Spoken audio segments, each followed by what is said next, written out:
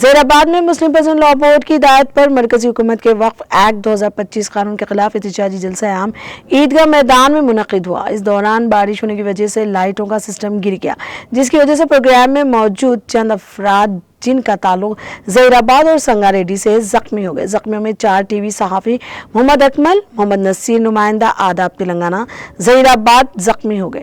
محمد اکمل سنگاریڈی شہر کے مانجیر اسپتال کے ICU میں زیر علاج ہے، جبکہ محمد نصیر الدین کے سر پر شدید چوٹ آئی۔ دیگر زخمیوں کو سن روحی اسپتال میں مینیجنگ انچارج محمد نصیر کی نگرانی میں بروقت اور مؤثر علاج کے بعد ڈسچارج کیا گیا۔ اس جلسے میں شرکت کے لیے حیدرآباد سے آئے خصوصی قائدین محمد علی شبیر، سابق ریاستی وزیر سریش کمار شیٹاکا، MP ظہیر آباد کوثر محی الدین اور MLA Karwan Chandra Shekhar, incharge Congress party Zaheerabad, سابق chairman Mohammed Tanveer, BRS leader Sheikh Farid, BRS town صدر سید محی الدین نے دواخانہ پہنچ کر زیر علاج زخمیوں کی عیادت کی۔